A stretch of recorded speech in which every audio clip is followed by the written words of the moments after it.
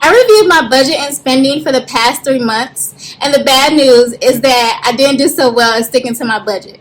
But the great news is that I am still on track for my debt-free goal, and I'm also prepared to have the best financial year yet in 2019. I'm going to show you how I review my budget and also why it's super important to do this type of review so that you can develop a budget that you can successfully stick to. Because if you fail to plan, then you plan to fail. Hi, I'm SHANA, and if you're interested in more videos like this one, go ahead and subscribe now and hit the notification bell so you can be notified when I put out future videos like this one.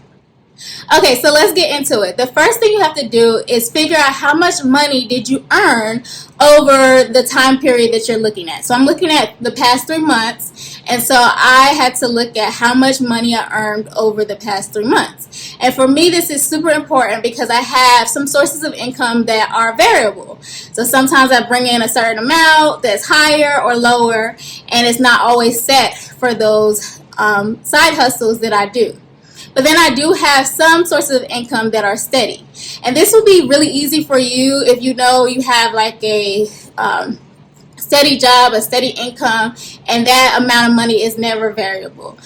But for me, I have to go back and look at all the paychecks that I've received over the past 3 months to figure out how much money I actually earn. So I put all this in and I looked at, like I said, the past 3 months for each of the 4 sources of income that I have. So I have all this stuff input into numbers, which is the equivalent of Excel, but for the Mac Apple version.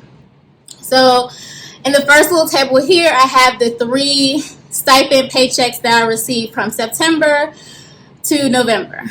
And then that amount is pretty much the same. However, I did get a slight raise in the month of October, so you'll see that there's a little bit of a difference there. Then I also do Upwork, so I provide like research consulting services on Upwork to help people do like their analyses or help them figure out their research questions and things like that. And so I have clients and they have a range of needs. Sometimes they have like small projects or sometimes larger and longer term projects. And so I did the same thing, looked at all the income that I brought in from Upwork from September to November. However, I realized that I didn't really bring in any income in the month of November. So all of the income that I have here is actually only from September to October. Then I also do adjunct teaching at a university. And so that amount is actually very stable. I bring in the same amount of money every single pay period, which is every 2 weeks. It's a bi-weekly pay period. I get $375 consistently from that. Then, as you know, I also do Grubhub, and I had to go through all of the weekly payments that I get to see how much money I was actually earning from Grubhub from September to November. So one of the great things about this is that I was actually able to see, I guess the consistency in which I receive these sources of income. And I realized that, in some months I actually don't work on Upwork that much, or maybe I am doing work, but I'm not actually getting a payment. So as you can see, like in November, I didn't get anything, so it's very variable. But I was able to see over a 3-month period of time, I brought in $5,152, which is pretty good. And then also for Grubhub, one thing that I realized is that I actually slowed down a whole lot with Grubhub. And I knew I wasn't working as much, but I didn't realize that I also wasn't bringing in that much money. That might seem ridiculous, but it's true. I didn't realize that I was bringing in so little money from Grubhub now, because I actually only brought in less than $2,000 from Grubhub in the past 3 months. So I pulled in all the income that I made into this table right here, and that was able to tell me how much money I brought in over the past 3 months from all 4 sources of income. So I brought in $25,473 over the past 3 months, and that equates to about $8,100 or so on average every month. So I think that's really good. That's pretty good, and I'm proud of myself. But that's the first thing that you have to do. And I think what it helps you to do is figure out like what's kind of like your average, or maybe you can even figure out what's the minimum amount of money that you tend to bring in on a monthly basis that's, kind of reliable for you. So that way you can have a minimum income to work from when you do your budget. Once I figured out how much money I earned over a 3-month period and the average amount that I brought in every month, I then pulled that figure into this table here. The first row has the table for all the money that I brought in.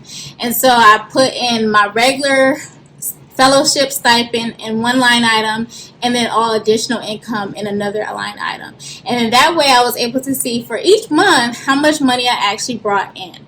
So the lowest amount of money that I brought in was in November, which I brought in $6,784. But in September, I brought in $11,198. Once you figured out how much income you've earned, now you want to compare your spending with your budget. And so this is really helpful if you already have a budget set up, but if you don't have a budget already set up, you can still review your spending so you can see how much you're actually spending in certain categories. And so I do actually have a budget set up, and I use the budget template that I have and then added categories that I realized were missing from there so that I can review my spending. And so from this, I did this, over 3 months. And from this, I was able to see how much money I was allocating to certain expenses and whether I need to adjust them up or down. So, for example, I typically allocate $140 to gas every single month. But if you look over November, October, and September, I only spent on average about $85 or so on gas. So maybe I need to reduce the amount that I allocate in the gas amount. Also, in terms of groceries, I used to allocate $300 a month to groceries. And I was spending, I would say, maybe about that much money on groceries. But then one thing that I didn't allocate for in my budget was really restaurants. And so I actually ended up spending a lot more money than I had originally planned for in my budget for food. Because if you know anything about my budget, I actually don't allocate any money at all for restaurants or going out, like eating out, fast food or anything like that. And so the $300 that I was allocating for groceries was supposed to be strictly for all the food that I ate in that month. But what I realized is that not only was I eating at these restaurants, but I was eating at these restaurants mainly because I was traveling a lot during this time. And also because I was traveling, I wasn't prepared in terms of having the right amount of groceries in my refrigerator when I came back. And so then I would continue eating out. I've been spending way too much money when it comes to food, whether it be at a restaurant or on groceries. And that's something that I just need to get a handle on. Whether I'm traveling or not, I really need to figure out how I'm going to allocate enough money in this food part of my budget. So if you were to review your budget for the past 3 months, what do you think would be a category that you consistently overspend in? Go ahead and drop down in the comments down below and tell me what you think you overspend in consistently every month, and let me know if it's also food or if it's something else. Then there are other things like clothing. That's another category that I did not have included in my budget. And that's, as you can see, like from doing this, you're able to see that you have categories that you need to account for that you probably have not even accounted for and don't realize that you're spending money in. So for me, I bought a lot of clothing over the past 3 months.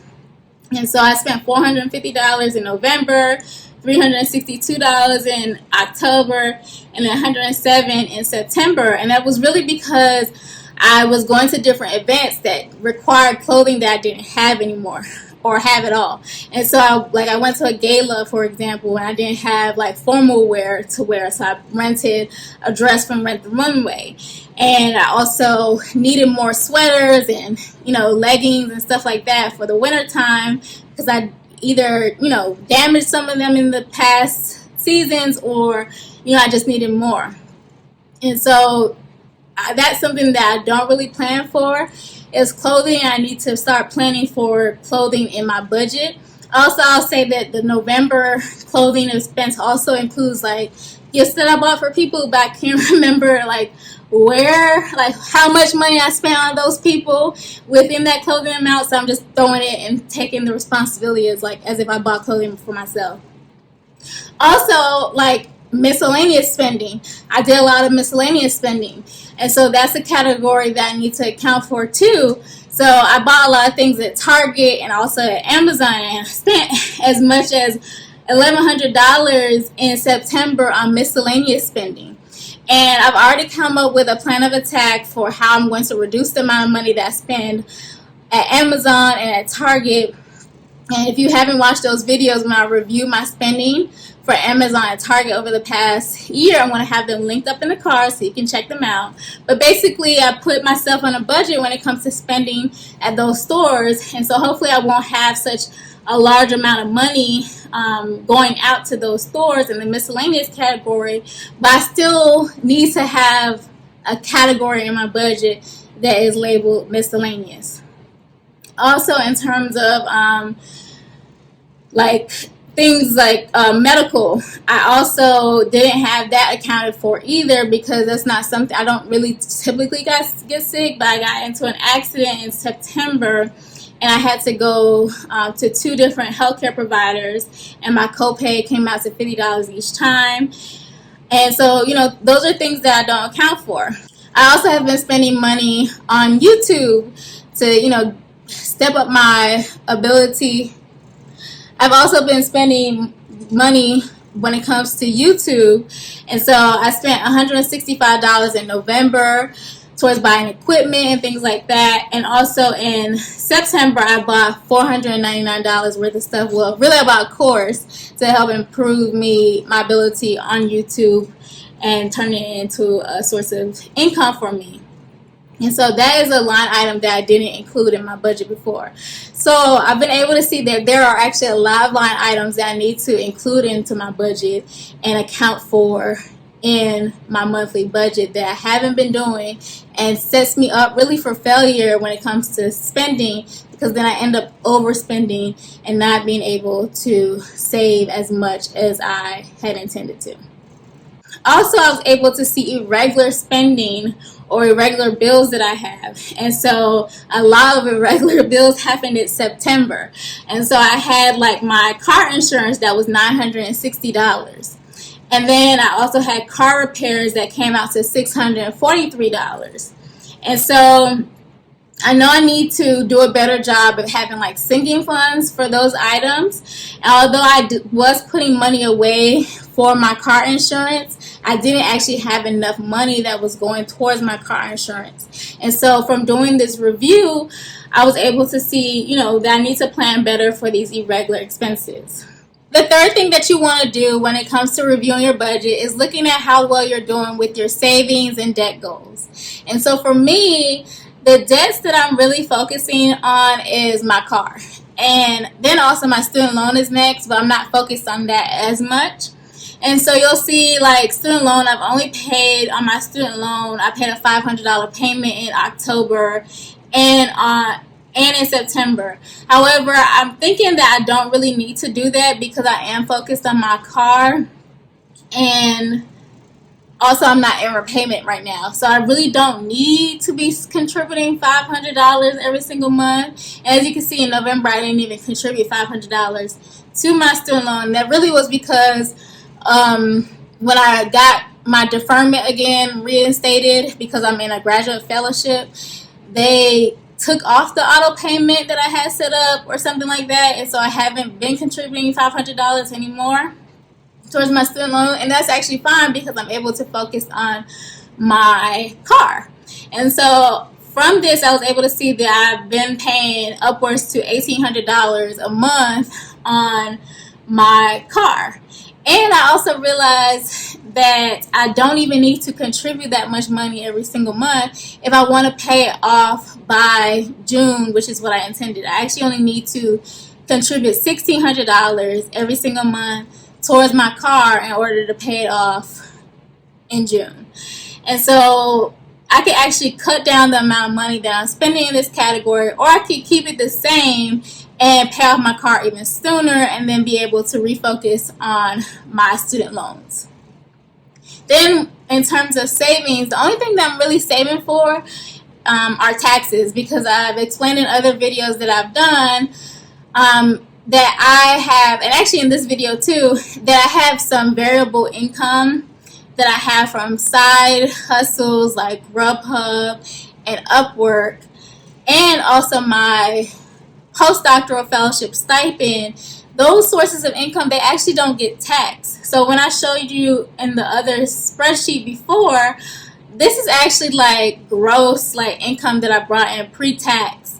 And so I actually need to be saving for taxes.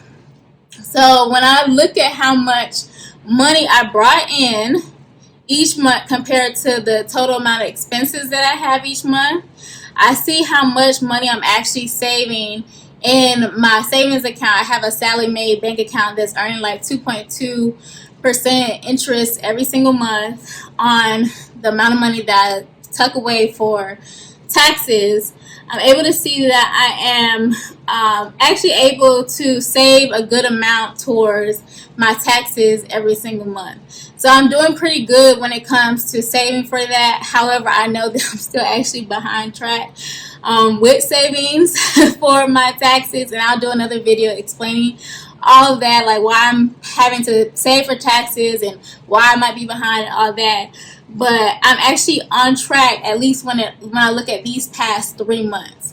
So that's something that you need to do, is look at, okay, what were the goals that I set out for in terms of savings and debts, and am I actually doing well with those? So the most important thing that you need to do next is readjust your budget accordingly so that you can be successful at reaching your savings and debt goals and just staying in a financially healthy place. And so for me, I already realized, there are certain categories that I need to add in my budget, so that way I don't end up, overspending or not allocating enough money towards that expense. And also I've noticed there are some categories where I allocate way too much money to, and that I need to probably send that money somewhere else so that it can work better for me. So that's something that is super important to do once you've reviewed all of your spending and your budgets for the past 3 months, is really think about how you're going to readjust this so that you can be successful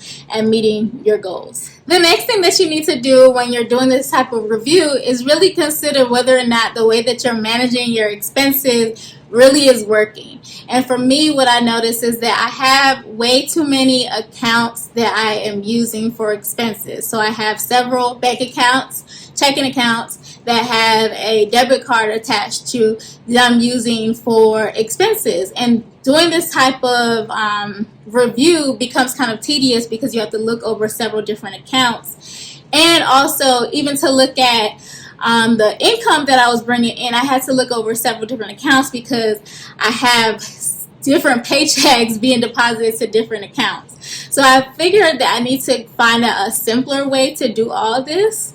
And I know people tend to use apps like Mint to track all their spending and get like a bird's eye view of all their accounts and their financial history. But for some reason, it just doesn't really work for me, because one of the main banks that I work with or that I bank with is Capital One 360. And for some reason, it just doesn't like agree well with Mint. And so I'm always having issues having to like resync my Mint account with my Capital One 360 accounts, and it's become problematic to me, so I don't even use it. And so what I am actually considering is using Simple Bank, which I mentioned in previous videos before, and I'm going to do a review on it. I think I'm going to use Simple Bank as my primary bank, where I deposit income into and then be able to also track some of these sinking funds and some of these, savings goals and things like that, because it seems like it'll allow me to do this type of review really quickly and be able to have everything in one place. And so for you need to think about, are you really, managing your expenses in a way that works well for you? Also, things like this, like considering whether like using Excel or numbers to do your budget is actually working, because there are apps out there as well. Like I know Dave Ramsey has the the Every Dollar app that allows you to do your budget in there. And then they're like, you need a budget. They have an app that you can use too. And so thinking about whether or not you like an electronic version in Excel or numbers, and if you want to instead use like an app, or even maybe you don't even like all this electronic stuff, maybe you want to do it in a planner and write it all down. That just wouldn't work for me. But yeah, those are things that you need to consider about, like, how are you going to manage your expenses in a way that will make it easy for you to get a snapshot of, like, hey, I am not on track this month, or hey, I am on track, kudos to me, I'm doing a really good job. Because that's really important when you're, trying to stay on track with your goals. And so evaluate whether or not the system that you're using is actually working well for you. Although this budget review was time consuming and tedious, it was super insightful and provided me with a lot of information that will help me to improve my budget so that I can set myself up to have the best financial year yet. And I hope that you've been inspired to do a similar type of review. And remember, if you do a review like this, or if you plan to do a review like this, tell me in the comments down below what you think would be a category that you tend to overspend in that you think you can improve on for the next year. I hope this video was super helpful for you, and if it was, go ahead and give this video a thumbs up. That way I know that you like the video, and also other people will know that this is a great video to watch. Also, if you're interested in more videos like this one, go ahead and subscribe and hit the notification bell so you can be notified when I put out future videos like this.